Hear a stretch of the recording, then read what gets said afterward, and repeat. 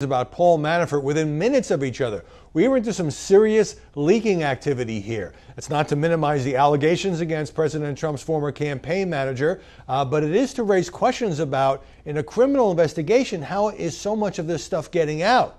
So you had the Times reporting new details on the early morning raid at Manafort's Virginia home. This was back in July. Not just that the agents took, boxes of documents and copied computer files, but they took pictures of the expensive suits hanging in his closet. More importantly, in that New York Times story, the revelation could have been leaked by Manafort's defense team, but I'm not sure that's likely, that prosecutors informed his lawyers that he is likely to be indicted.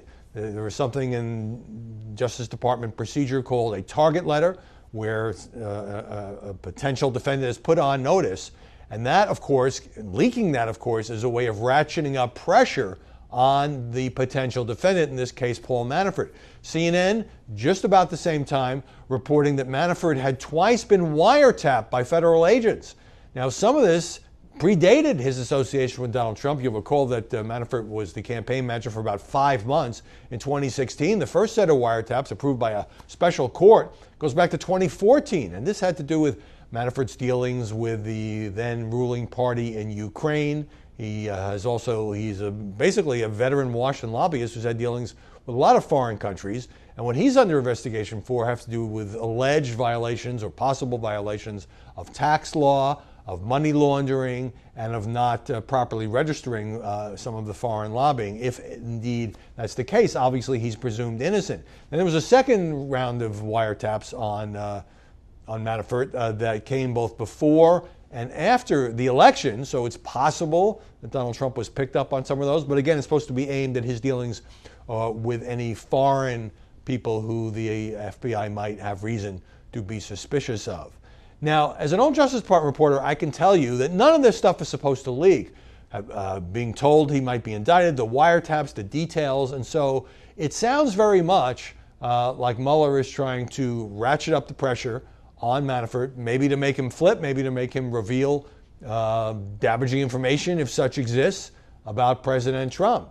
And at the same time, it may just be that, let's say for the sake of argument, not predicting here, that Manafort, even Michael Flynn, who's also under investigation for dealings with a foreign government, lobbying for the government of Turkey, let's say they get indicted.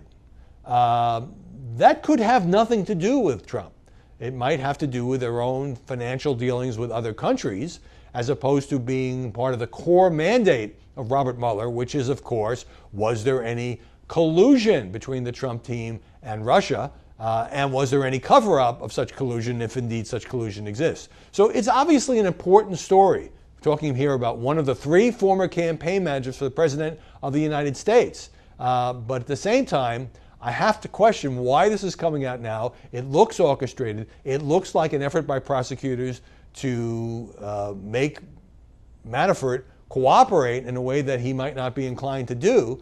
That's fair game, but it's awfully aggressive on Mueller's part, and it does raise questions about the media have to be very careful here while reporting these stories, not to go beyond the facts, not to make assumptions about what else might be involved here until we know.